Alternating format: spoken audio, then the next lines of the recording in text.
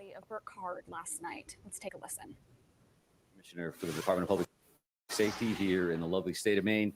Thank you very much for joining us. As I stated yesterday in the afternoon conversation, for the consideration of the 4 deaf victims and their family, we are requesting that the ASL interpreter is in all frames for language access here in Maine and the U.S. They are grieving and have a right to know the latest information in ASL. Thank you for that. All right, we do appreciate your patience and your professionalism. I know you've been with us now for a few days away from your families, tucked in here with Lewiston working with us. So we're going to go ahead and kind of focus again on the operational side of the house. It's intended that I'm your only speaker for this morning. I suppose if we do get some Q&A that somebody else I think can answer readily, we'll do that. And we'll do the best we can for you and for the state of Maine and the community here. So I do want to start right at 7:45 last night when Mr. Carr located deceased from a self-inflicted gunshot wound. And that did occur at the Maine Recycling Corporation, and that's at 61 Capitol Ave in Lisbon. And we're going to try to put that right up here on the screen. The audio visual is a little better than the chalkboard we had on day one. So this should show a map, a Google map location of where the Maine Recycling Corporation is located at. And I wanted to show this. This is the primary reason that we're late, because we were trying to get this switched over from Google Maps to something that you could utilize. So when you look at this, there's a triangle here. That stop right there. Yeah, exactly. That triangle is, in fact, the Maine Recycling Corporation. And if we go down across Capitol Avenue to where that circle is, that's the overflow parking location where he was found deceased in a trailer. So, and I think that's important because we were asked some good questions last night that we did not have the answers to at that point. So that particular location was cleared twice previously, and it was cleared in that triangle. It was cleared where the business is located, and that was cleared by Chief McGee and the Lisbon Police Department and individuals there earlier, and a joint or a combination tactical team later in the afternoon. The owner of that facility did a great job because he was like, you know, this individual knows the property. He could be tucked in the back of one of these trailers because they're full of recycled metal and all this stuff. You could crawl over the top. Well, we cleared the trailers. We cleared trailers that are there on that business footprint. Nobody had any idea that across the street, across Capitol Avenue, there's an overflow parking lot, which is the Recycling Corporation property. So the owner was very diligent to say, well, did you clear those trailers? Well, what trailers are you talking about? So then the follow-up is with the tactical team commanders to say, okay, tell me exactly where you were at. And then they were doing the same thing. We were looking at our timeline. We cleaned trailers. We didn't clear those. Let's go back. So the Maine State Police tactical team ultimately were the ones that located the body within one of those trailers. And this is a tractor trailer style. You picture that 18-wheeler. This is what a trailer would look like. A box trailer is where he was located, right in the back of that. Some of those trailers are locked. Some of those trailers aren't. So he was found inside one of those boxes that was unlocked from the outside. And that you can probably picture that from just your experience on the street, right? You've seen those kind of things before.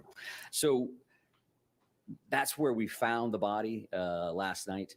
A little bit of updates in that regard. We're going to be there probably through the end of the day, making sure that we process that particular scene. And we'll also be at the bar and grill and the bowling alley probably through the rest of the weekend. We're currently working that now, and we will definitely be working that tomorrow. And at this point, that is heavily resourced by evidence response team members. So ETs are processing physical evidence at those locations. Again, as we've discussed, there's a reason for that. That's a lot of material still there to work with. So we expect that we'll work through the weekend there. I would also just tell you that the behind the scenes stuff is a very intensive manhunt, an incredible amount of resources invested. Once he's located last night, truth be told, we got some people some rest. Hopefully you got some sleep last night. So we sent some people home. They're back in this morning, all in for today. We're going to send them back to get some rest tomorrow. They can see their families and be back in on Monday, the entire team, to include our partners, which I am going to take more time today to make sure that I acknowledge everybody that I can. So they'll be back in on Monday to continue their work, whether it's scene cleanup, continuing to do interviews. Overall, we received 821-ish as of a little while ago, tips and leads. So we continue to work those. The digital tip line, that video tip line that you were so helpful in putting the information out on. Ultimately, we're at 197 of those leads, and that's information that was uploaded to that system. Got about a dozen or so search warrants that are completed, so signed and impounded meaning that you wouldn't have access to them at this point. But given the circumstances here, right? Because we don't envision a trial of any sort for anybody that's involved here. The release of information, I would expect after those affidavits, that impound is pulled, there's going to be a lot of information that's going to be there for you down the road. Again, we'll try to do the best we can today now that that piece of this event is done and he's been found.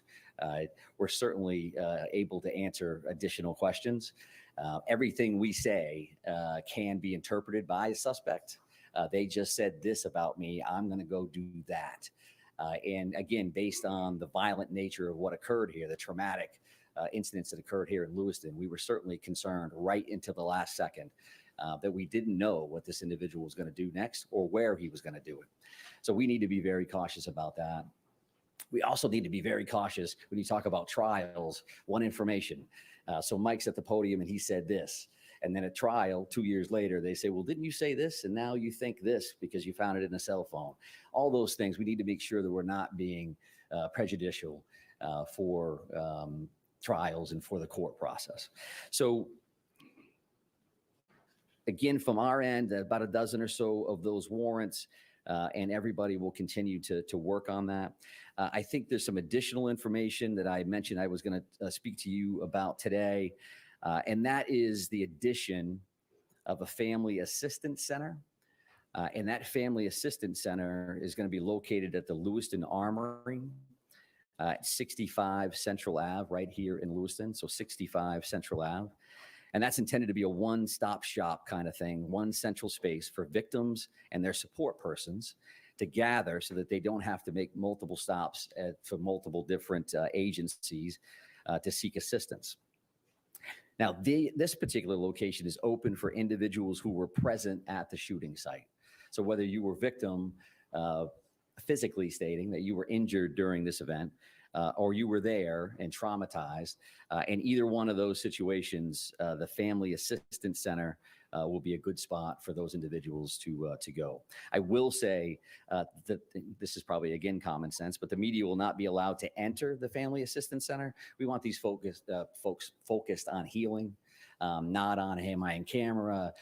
What are people going to think? I don't want anybody to know I was there. So if you could do me a favor and help me out with that, that would be greatly appreciated. Now, that's the Maine State Police are working with the Maine Attorney General's Office, the Red Cross, and the FBI Victim Services Division, who have been incredible. And they're opening that space. That space actually opened this morning at 10, and they're going to be operational for the foreseeable future from 10 a.m. to 7 p.m. at the Lewiston Armory at 65 Central Ave. A separate location or a separate site providing mental health assistance, and that's going to be located at the Ramada Inn here in Lewiston, and that's created for the larger community. So again, as we've discussed, you have the scene, but the entire city is a scene, right? People that are traumatized, that I know somebody that knows somebody that knows something, or I walk by that, I've been to that bar before, I bowled there, that wasn't my night. But you want to talk to somebody about that. That's going to be at the Ramada Inn. So you're not necessarily a victim, a specific victim of what occurred, or somebody that was present when this occurred. And I mentioned that, and I mentioned that in this setting because as these things evolve, we have an investigation, and now this will slowly evolve over to a wellness and a resiliency conversation for the community and for the victims and others. And that's the information that we want to make sure that folks are getting so that they can receive the help that they need. I would also say that once we clear these scenes, and I want to make sure I acknowledge this individual, a Mike Halloran, who's a retired law enforcement officer out of Mass, owns a trauma service cleanup company. And Mike gives us a shout and says, when you clear those scenes, I'm willing to come up and donate the services of my company to clean all of these crime scenes, which, as you can imagine, or probably can't imagine, is an incredibly traumatic process to begin with.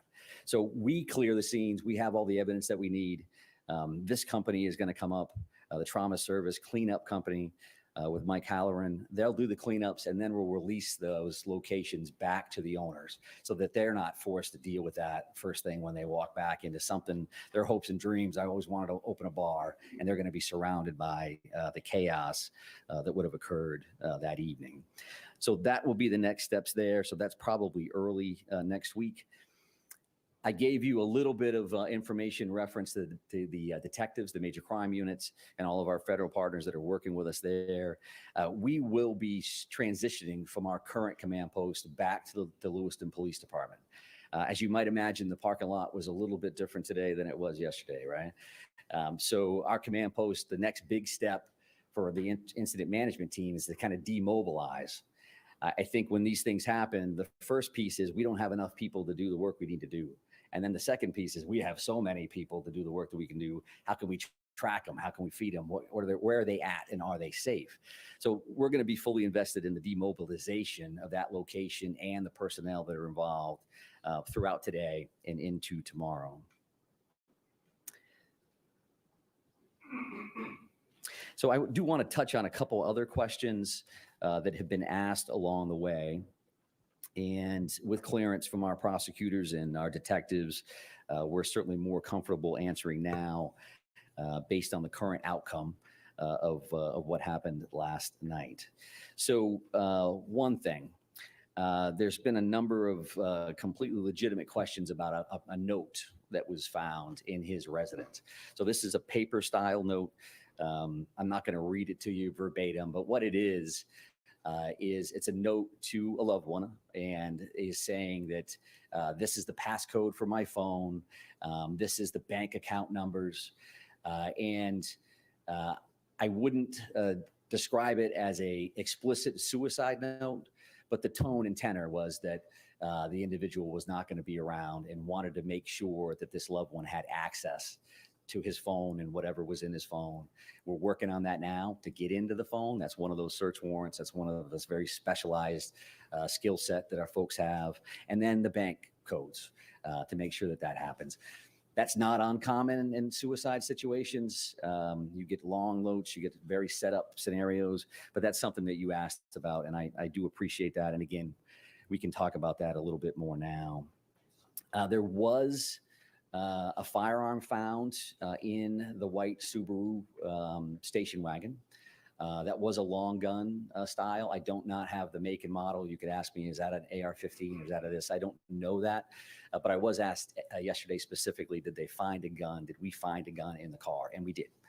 And that was a long gun. And to my understanding, that was the only firearm that was found inside the car at that time.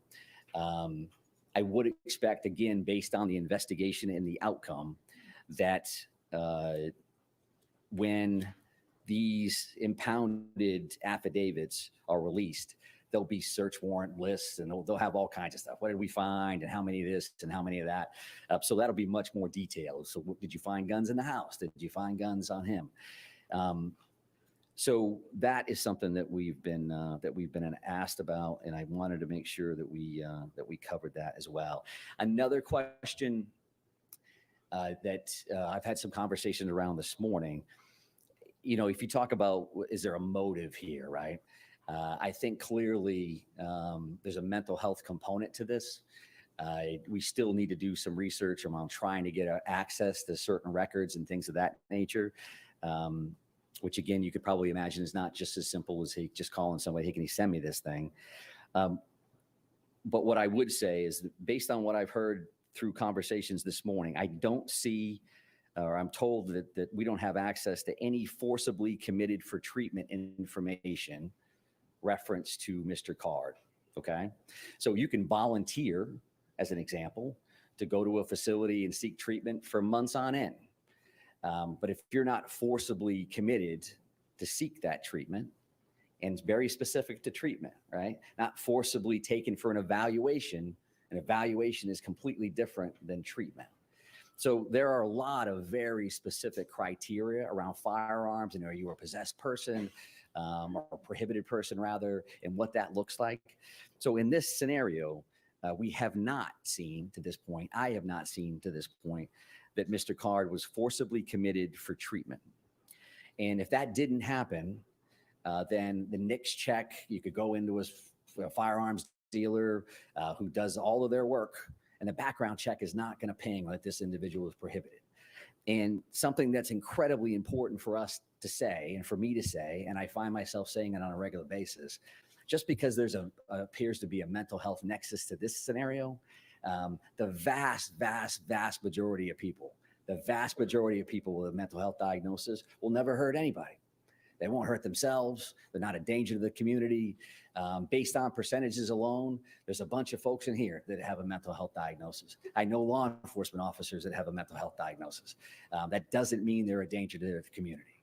We certainly have people that reach that crisis level where that does occur, and we deal with those folks on a regular basis, sometimes through involuntary, forcible commitments, right?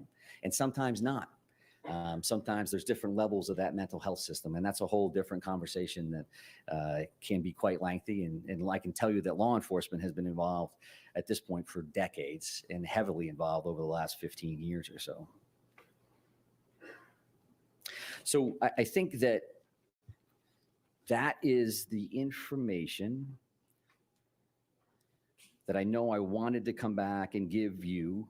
And I would also just say again that there's information that we think we can give lawfully and through our subject experts around prosecutions and all these other things. I may want to tell you something that I can't tell you.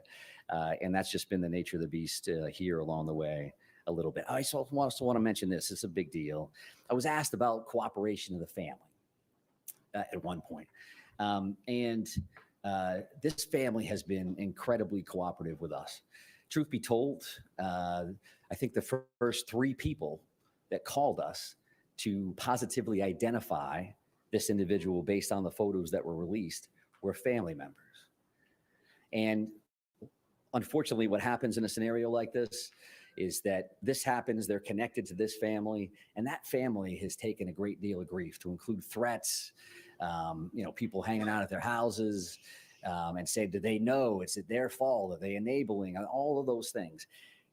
Our investigation would have been incredibly, it would have been detrimental if they didn't come forward immediately to let us know who this individual was. And how difficult a decision is that to make when you've lost this many people? It's not that difficult, but you can imagine that my family member was involved in that traumatic event, and I want to let people know. So that they should be acknowledged in that. Again, I won't specify exactly who the family members were, but as a whole, we found them to be very, very cooperative.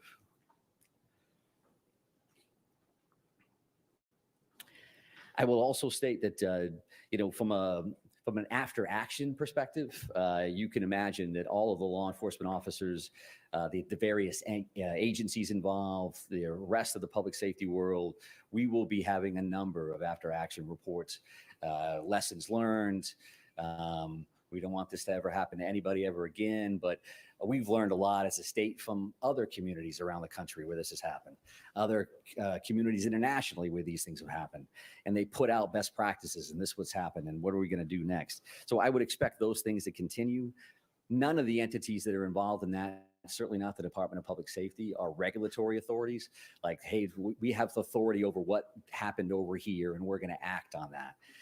So there's a time and place for all of those things, to include that mental health system. There's a military component, there's all those different things which has their own networks to regulate and make sure that they're checking their own processes. And I think that's rightfully so. So I think what I want to make sure I do, and I want to make sure we switch that screen back over to that victim screen to make sure that we all remember why we're here and why we do the work that we do. And I also want to state that because I think when we leave here today, I'm not expecting future briefings or anything else. And I don't want to leave our partners out of this. I've discussed them every time we've talked. But if you talk about Chief McGee and the Lisbon Police Department, all the work that they've done, the strong focus on Lisbon, it kind of morphed over or Lewiston, and it kind of morphed over to Lisbon with the finding of the vehicle. But Chief McGee and his team and his community have really, really stepped up across the board. And they deserve a lot of credit as a strong partner of this entire thing. And the New Hampshire State Police, I can't tell you, I mean, that helicopter was floating over us very, very quickly. And there is New Hampshire State Police and tactical teams and detectives, command staff members that came to us immediately, across the board. From our federal partnerships, what happens in these is that everybody's got incredibly long titles that are accurate and they mean a whole lot. But when you talk about the ATF, you talk about HSI, you talk about DEA, you talk about the FBI, you talk about, we're down to first name deals, right? So you talk about Kevin, you talk about Jim, you talk about Mike at HSI, you talk about Jody. That's who we are now, right? And it's going to be valuable in the future to have that first name basis in case something else happens, across the board. And certainly the Maine State Police as the lead major crimes and investigators on this scenario have been in the forefront of this since the very, very beginning. And, whether we have our elected officials here from various communities, we have IF&W, my fellow commissioner, Judy Camuso is here. Let's not forget that hunting is open today. I want to make sure that we discuss that for sure. And I guess I would just close on that, on the acknowledgement again of Chief St. Pierre and the work that him and his team have done. They've made their community proud. They've made the state of Maine proud. And we're lucky to have them as part of the Department of Public Safety. So with that in mind, I'm going to try to do some Q&A. We'll see how this goes. I wrote myself a note. I'm supposed to repeat the question before I answer it because nobody can hear it. So right here, ma'am. Yes, we talked about the victims who were killed. What about the victims who were injured? What is their current condition, and can you identify any of them? I can't identify any of the victims at this point. My understanding is the last update that I received that there were 3 people in critical care.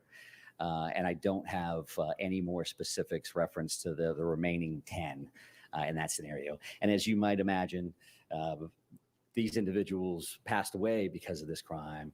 And these other folks have to live with the rest of their lives. So I'm not sure that they want to be identified in the sense. We've had victims' families with media members and others parked across the street. They feel nervous. They feel scared. So we're not in a position that we're going to identify them. And sir, right here? Yeah. Based on what you've learned so far, why did the suspects target the bowling alley and the bar? I would say that the mental health aspect of this, there's a piece of that where there's paranoia, there's some conspiracy theorist piece that I think what I've read and what I've seen is that the individual felt like people were talking about him. It may even appear that there were some voices in play here. And we don't believe that any of that is accurate. And I think that led him specifically back to those 2 specific locations. And it also led us to, where's he going next? He used to work here, he used to be there. And what's that going to ultimately look like? So I think that's a valid question. Right here? Commissioner, can you go back to the recycling center? Yeah. What was the suspect's connection to that facility? Was he a former employee? There was an employment relationship there at some point. I don't know if he was currently employed or not. And I don't think I'm in a position to answer that. I would kind of lean towards the business owner, and he's been part of this very forthcoming that got us back to that location to check. So I don't want to speak on his behalf of exactly where Mr. Card or what his status was at the end. How long was he deceased? I don't know that yet. And I think that comes down to the autopsy in many ways. They say, he passed away of this, cause and manner of death, and then they'll be able to give a range of some sort of how long he's been passed away. But I don't know how exactly tight that's going to be. But sir, did you have a question? Yeah. That was the one. All right, perfect. It's a twofer. Yes, ma'am. On the discovery of the body, if there's apparent self-inflicted gunshot wound to the staff, the condition of the body when you found it, the actual discovery of finding him in that trailer? Yeah, sure. So from a discovery standpoint of the status of the body itself, when you're talking about a few days, there's not a great deal of decomposition in that time frame. So it was a self-inflicted gunshot wound. I will tell you, there was a couple of firearms found at the scene. I won't be able to tell you exactly what that was. The one picture that I saw looked like he had the same sweatshirt on that he had the picture that we put out at the bowling alley. That's appeared to be the sweatshirt that he was wearing at that time. He was found closer to the sliding door component of the trailer, so he wasn't buried back further. When that happened, when he took his own life, I don't know the answer to that. And again, we'll probably have a range-ish from the medical examiner's office, but not something I know right now. Right here? Yeah. Can you help us understand anything that you know about his movements, how he was able to evade so many law enforcement partners for the amount of time that he was? Yeah, super question, right? So again, a bit of an anomaly from a scenario, right? We have two locations. He escapes both, parks his car someplace else. And I want that picture to stay up there. But if you looked at that Google map from the Lisbon location, but I'm going to screw up the boat launch terminology again. What is that again, Ryan? It's the Spanish River Bridge boat ramp, which is the entrance to the paper mill trail. So that trail actually runs from that boat launch all the way along the Androscoggin River, and you can see it on that Google map. So that comes all the way down along the river, and then that overflow parking lot is there, again, next to a business that he's familiar with as well. So there is a natural connection. Is that planned? Is that not planned? Is that a location of convenience? I don't know the answer to that, but that's kind of how that went down. But right in the back, man? So going back to these maps, so you mentioned previously that sort of triangle section had been searched twice before, Yeah. but he was found in that sort of overflow parking area. Mhm. Had that area specifically been searched for before? No, it had not. Yes, sir. Thank you very much. You just said, I think, that 2 firearms were found with his body. Mhm. So can you just clarify, does that mean that in all there were 3 firearms on his person? One found in the car and then 2 on his body? Yes. 1 in the car, 2 on his body. And can you give us any details? The one in the car you've said was a long gun. It was a long gun. It was a rifle of some sort. I don't know And the make and manner. the 2 with his body? I don't have that information. They're still working that scene right now, so that's not something I'll clarify for now. Right here, ma'am. I'm going to kind of work my way. I'm going to try to get to everybody if everybody's cooperative, and we'll try to get as many as we can. Any video, or if you saw any video of the suspect playing cornhole at the bar? And I just read my note that said repeat the question, which I haven't done yet. So could you ask that one more time? Can you confirm that you've seen video or there's video of the suspect playing cornhole at the bar? So is there video, or can we confirm that there's video of the suspect playing cornhole at the bar? No, I have not seen that. There's a lot of video yet to view from the locations, as well as those 197. I don't know how often this individual frequented the bar, if there's a timestamp on when that would have occurred. I don't know the answer to that at all.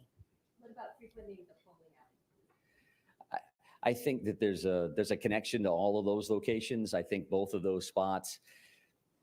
I will tell you from a community standpoint, a lot of people in this community were familiar with both spots, right? So this thing happens and everybody's like, I was there once before. My family visits that spot. So there was a lot of that was going on. And I do believe there's a connection, as if this gentleman had been in both of those spots. Want to give it another shot, sir? Yeah, I got another question. We haven't talked a lot about what he was doing in the hours leading up to the shootings. Mhm. Did he case the locations at all? Was he driving around? Can you shed any light on that? So we haven't focused a lot of time on the time frame leading up to the crimes themselves. And no, I really can't flesh that out. I do think that what happens from here is those neighborhood canvases, and we say, okay, so this happened. We know this call came in at 6:56. We know that call came in at 7:08. Can we follow that suspect vehicle, that white Subaru station wagon? Can we track that with video in 100 different locations? I've seen those ring cams, convenience store, someplace out front, and then can we time gap that so we know exactly what happened? And then we left this location in that car. We know somehow we ended up at the boat launch. Can we try to figure out what that looks like? So I don't have any information. Was he cased in the place that day, or clearly he had some knowledge of these locations previously, however? I'm assuming you're looking into that. Of course. Yeah, absolutely. That's part of that. Again, he's dead. We know where he's located at. We can start working with our victims. We can also start digging in on all of these other things. But sir? Yeah, so did you say that you don't know of any forcible mental health visits, or there were not any forcible? There's none that I'm aware of. We've had people check that have told me that they haven't found those. So if they exist, I'm sure we'll continue to dig and try to find them, but I haven't found them. So quick follow to that then. Yep. We're learning there may have been from a local source, high up in law enforcement, that we have. If you found that the old flag law should have been enacted, how will you hold those responsible? So that's a pretty good hypothetical from whoever your source is. We'll have to look at the actual snapshot in time. The yellow flag law in the state of Maine is very specific about an individual that's in protective custody from law enforcement to begin with.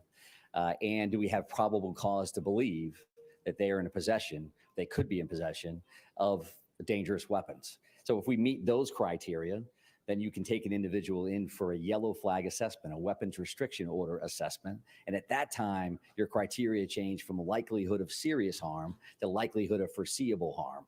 There's a little, it's close. Sorry, I guess my broader question would be, will you work to try to prevent things like this from happening? And how might that be? I would tell you that the weapons restriction order in Maine has been utilized 82 times to this point. It went into effect on July 1 of 2020. I know that because I read every single one of those reports and am involved in that process on a regular basis. Just gave a presentation last Friday to a group of social workers to make sure that we're putting that information out there as much as humanly possible. It has been effective to this point, and it's certainly something that we're always looking at. Can we tweak it? Can we make things better? But it has been utilized, and to this point, it is being effective. But ma'am, you had a question? You talked a lot about the mental health component and being part of his motivation. Is there any other aspect that you can tell us about for a possible motive that led to him targeting the bowling alley and then the bar? I think that what we know is we have a lot of work yet to do on phones and technology. Are we going to find a concrete motive that says this is what I'm going to do and this is why? At this point, we certainly know that there's a strong mental health cloud over this, what happened, the two tragic scenarios at both of those locations. We know that there's definitely a mental health nexus to that. Specifically, is there another reason? When you talking about paranoia, you're talking about individuals in crisis. There's a lot there. What was actually happening versus what they perceive to be happening. So all those things are definitely on our radar. But in the back, ma'am, and I'm going to come up to you, sir. What's the status of your search before you found the body? Did you have other leads leading you to this park area, or was it just the owner of the recycling center saying, hey, and when did he tell you guys to look at that parking lot again? And then can you also confirm that you believe he walked the trail to the parking lot from the boat ramp? So the two questions there, did we have additional leads reference to the overflow lot where he was ultimately located? And can we confirm that he walked?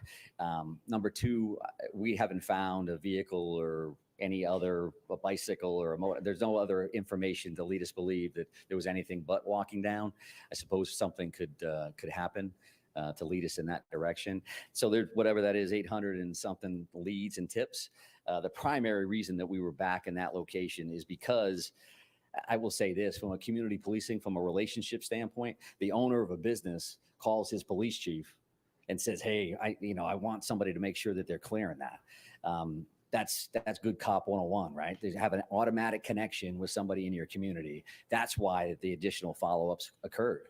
Because we had, again, searched and documented. There's logs and all this stuff about when we were there, who was there, what did they do, which allowed us to do the follow-up work to say, well, did you check across the street? Well, what's across the street? There's a dozen businesses that surround this thing and nothing that says that's the recycling corporation. So the owner was diligent, and as was Chief McGee, and then passing that information on to the command post and then ultimately being checked. So, sir, right here in the middle.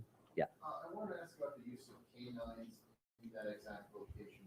Were they used to try and pick up his scent before he was found in that trailer, like basing up the noise of the Yep. boat location? You know, he canines used to try to pick up the scent? I don't know the specific answer to that. I would think that they would be, but I don't want to guess. Canines are a standard part of, we lost somebody here, where did they go? We have tactical canines that are attached to those various teams. We have a lot of great dogs that are out there working the streets. So I don't know the answer, but I can only imagine from a best practice standpoint, sure, that of course they would do that. Did you have another question? And I'm going to. I did. Can you clarify whether you guys have found anything that would confirm that this is premeditated at all? And if you have, then what was it that you made with that? We have not. There's been no additional information.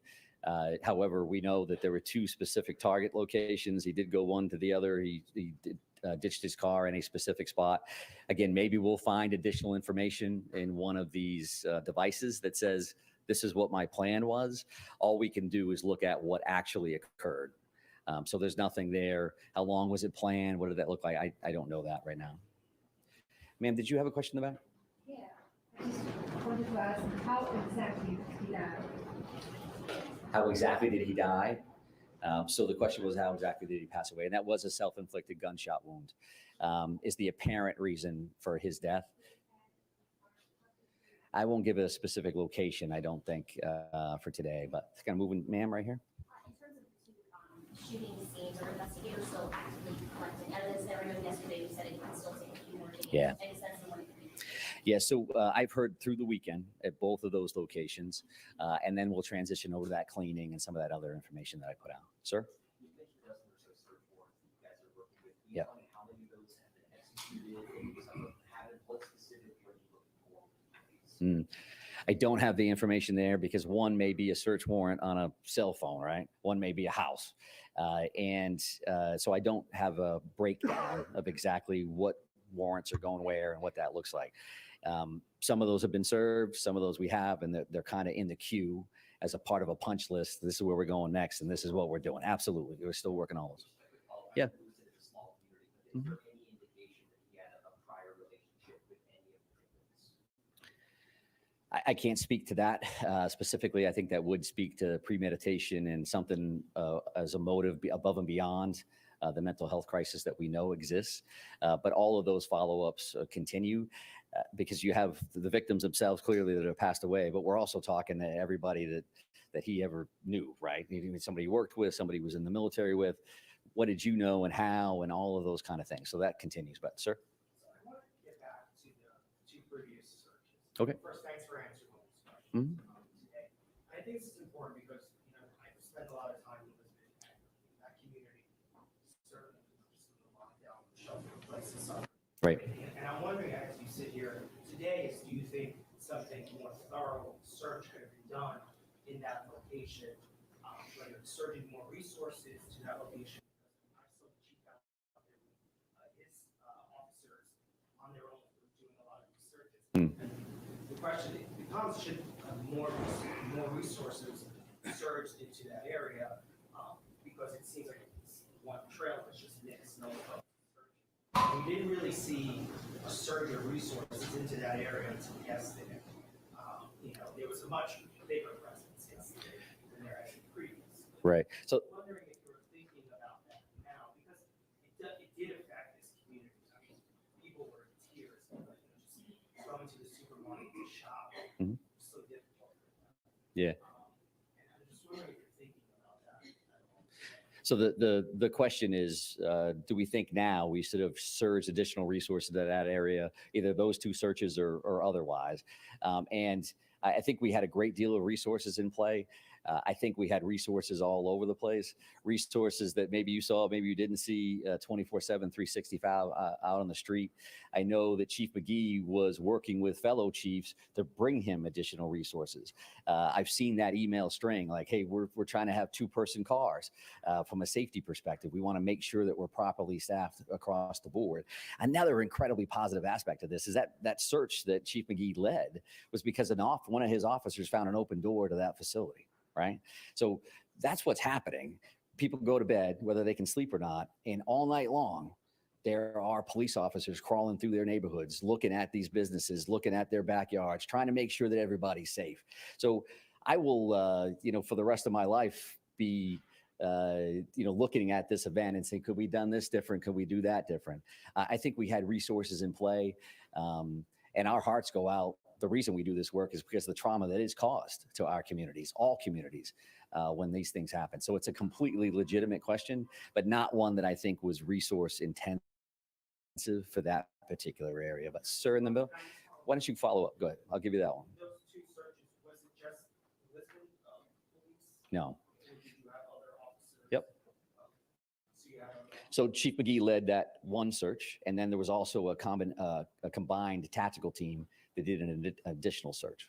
But again, that's the reason that we were late and we wanted to put that map up there is because if I told you, they didn't know about the overflow location, I wanted to be able to show you why that is, right? There's a business here, you cross the road, there's this overflow parking lot that I don't think, me personally, would have naturally connected that this business is connected to that. If it's all in the same lot, because these tactical team commanders, as an example, well, did you check trailers? And the answer is, yeah, we checked the trailers that were there. And then the owner, again, being diligent and knowing his property, said, well, did you check those trailers? Which trailers? Well, the ones across the road down here across Central Ave. And the answer was, no, we didn't go over there. That's not what we were there to do. So I think that they did their due diligence across the board. But sir, in the middle? Thanks for your time. Sure. I guess two things I wanted to ask you on. In terms of that note, is there a timeline on when you think that may have been written? Was it that day before it preceded the shootings? And then secondly, on that trailer, do you think he may have been in the woods and then doubled back there? Legitimately missed, first time possibly to do a check, but maybe he wasn't there? So I think two different questions there. One, reference to the timing of the note, and then how he got to that trailer, when he got to that trailer. All we can say for the note component of this is simply saying that we know when the initial shooting happened. I think as we try to backtrack through his day, which was an earlier question, can we identify where he was at a certain time in comparison to the shooting at 6:56, and then know in the middle. So he must have had it there at some point. Maybe there's a technology piece of this. The phone stopped moving at a certain spot. Maybe there's going to be additional information there. And when he went to the trailer, how he got to the trailer, I would like to think that we're going to get some additional information there, but I haven't seen it yet. And we're going to continue to work it. So yes, right here. Did Mr. Clark have any prior interactions with law enforcement in the area in the days, the weeks, the months leading up to this tragedy? Somebody has told me that there was an OUI investigation from like 2007, but I'm not going to go in depth because I don't know enough about that. I don't want to lead you astray or give you the wrong information. And that question was reference to interaction with law enforcement as well as criminal history. But sir, sure. Question for the ATF. Can you either tell us or tell the commissioner so he can tell us the make and model of each of the three firearms that were recovered and whether part obtained illegally? So I think that the reality is we'll have that information as part of the search warrants and as part of the investigation. I don't have it right now. That's my failing, not the ATF's. So I won't need the ATF to tell us what the make and model is. We will go to the ATF, however, to say when were these firearms purchased and who purchased them. And we'll know that initial component. That's a standard check that law enforcement do every time that a firearm is involved in an incident or a crime or anything else. I appreciate it. So Yep. the ATF is standing behind you. And they come on. They can give you the same exact answer if you like.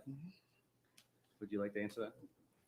So as far as the firearms, as far as I don't want to misidentify models or makes, but what I can tell you as far as the firearms that have been recovered, they do appear to be purchased by him.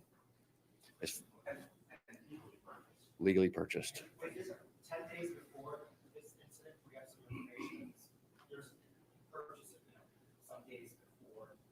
Yes, some days before, there's been a number of firearms that have been recovered as part of this investigation, and some of them have been purchased very recently, and some of them years and years ago. Yes, sir, right there with the hat. Yep. Just a quick question. How many trailers are in that overflow lot, and do you know how many were locked and unlocked? If it was 55 or 60 trailers that are parked back there, and I don't know how many are locked versus how many are unlocked.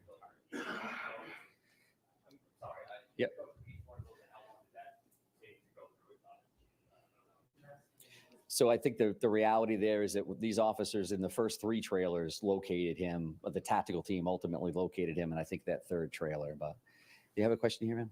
Distance between where the car was found and where the body was found is just about a mile, as you know. Can you talk about when you searched that woods trail and when you twice cleared the business? So I don't know, Chief, as far as you're clear, do you know, you want to step up and answer that? So as far as the trails, we located the car and a perimeter was set up, as you can imagine. And I actually think it's less than a mile, give or take. But you can imagine where that business was that we spoke about tonight. That's a large industrial park. We're not just talking about a small area, we're talking large industrial park. But I can say that there was numerous resources from state police, all the local agencies, all the sheriff's departments across the state of Maine, federal agencies. We had helicopters in the air over that vehicle moments after I arrived, and I was the 2nd officer on scene. I can tell you that we flooded that area with resources. Someone brought up a question about canines. One thing with canines is we don't want to hinder sense. And I'm not going to get into all the details of the investigation, but I can assure you that there was a lot of teams that searched the area. On top of, I'll add one thing, on top of it being an industrial park, numerous different businesses. Obviously, there was one business that we were interested in, and our tactical teams did clear that building at Maine Recycling. And as he pointed out, there was a open door that was found that one of my officers found on the overnights again, and we cleared the building again with several agencies. But I'll just point out this: why this is all going on, we have to also understand everything we do is a methodical approach, and we got to be safe. We got to make sure our officers are safe.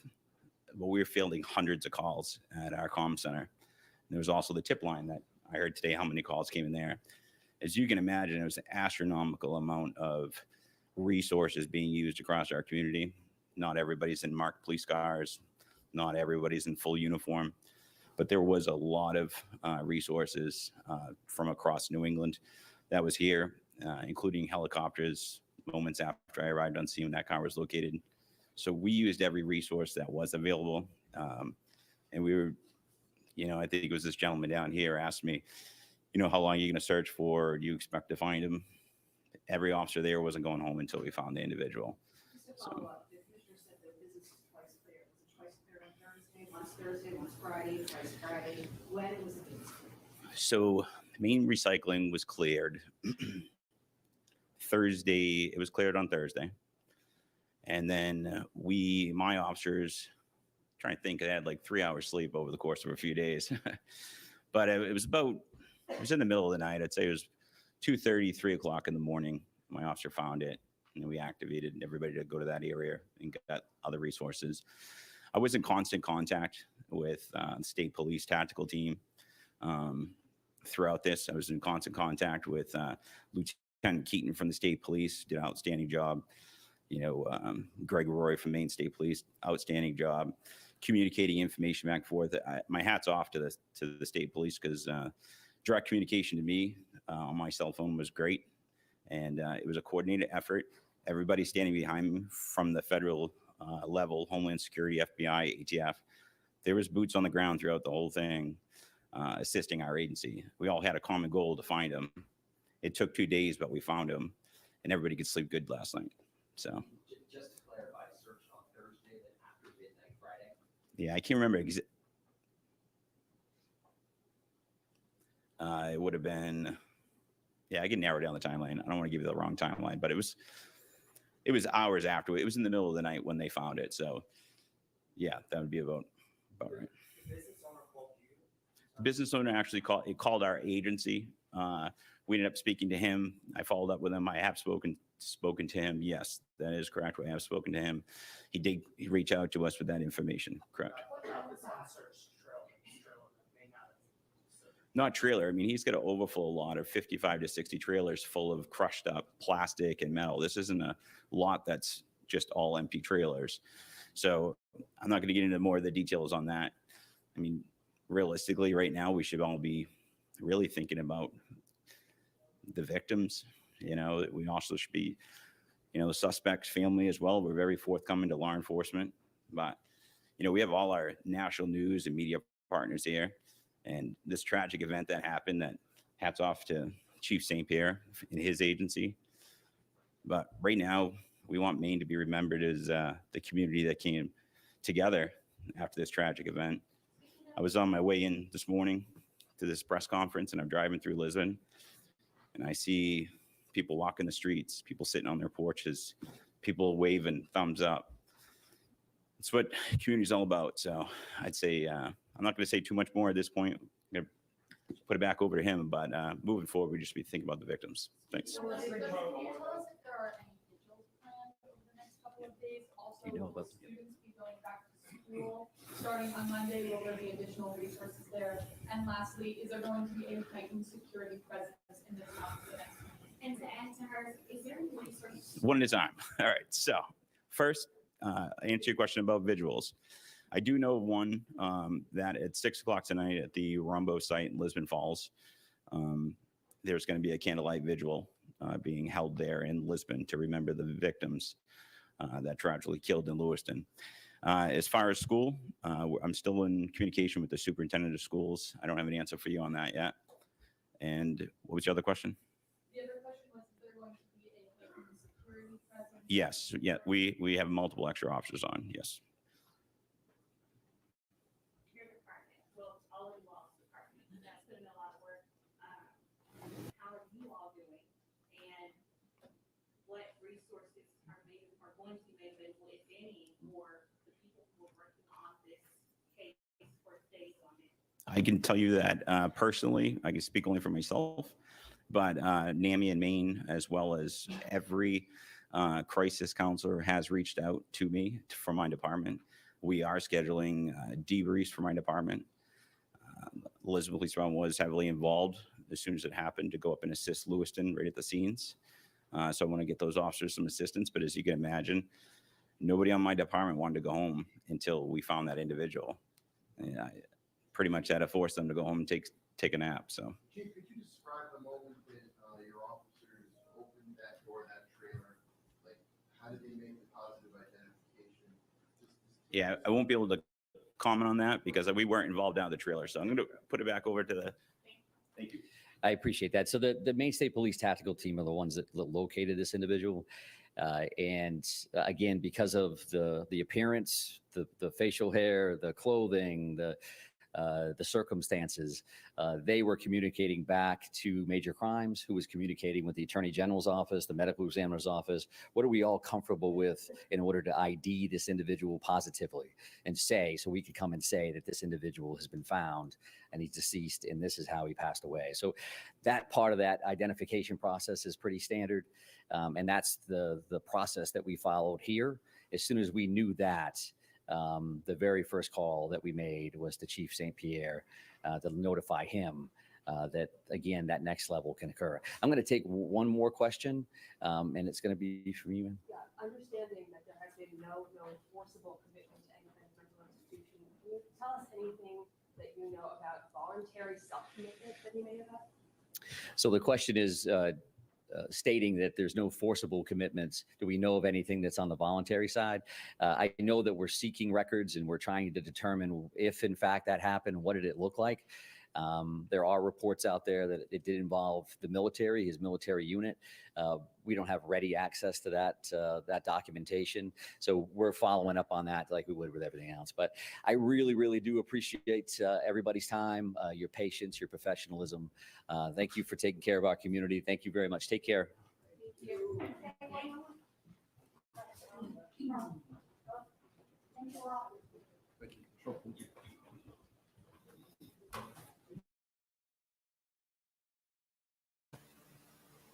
Okay, I usually don't talk after a press conference, but I wrote some things down that I caught on this press conference that I wanted to talk about. First off, ASL, American Sign Language interpreter, should be at every press conference. Should never have to explain why you have an interpreter there. They literally should be in all of them, because deaf people do follow true crime. Deaf people do live in that area. Deaf people do want to know what's going on in every case. So I really think they should be more. Then the man says, I got my little note here to repeat questions because I know they're so low. And I was like, hot diggity do. We're actually going to hear the question. Did that man repeat one question? I was hurt. I really wanted to hear the questions because we never do. Then I have a question for you. There's going to be trauma counseling for all of the victims who were in the buildings when the crime happened. So my question is this. Would that be more manpower than if they would have just treated him and maybe kept them in the hospital longer, or because they can after a 72-hour hold if they think they're still a danger? I don't know. I think if they would have actually took the time to treat this man instead of blowing everybody with mental issues off and not try to help them, this would have never happened. And they wouldn't have to spend all this money, resources, manpower to do what they have to do now. And I don't know, that's just how I feel about it. Then people want to clown Dolly Vision for saying visual for a vigil. That man just said it twice. Visual instead of vigil. And he's a professional man on TV. Stop clowning people, yo. And then one more thing. I noticed last night and tonight, he calls on the women mostly to ask the question. Now, could it be because he dislikes them? Or could it be because usually men's voice overpowers women's voice, especially when they're trying to ask a question, especially the media? So I thought that was pretty cool of him to do that. And that's all the notes that I took. Y'all have a wonderful day. I'm sorry I'm late, but I'm 3 hours behind the East Coast. It was 7 o'clock over here when they had the press conference. Y'all have a wonderful day, and I will see you later. Oh, yeah. Hit that thumbs up, please.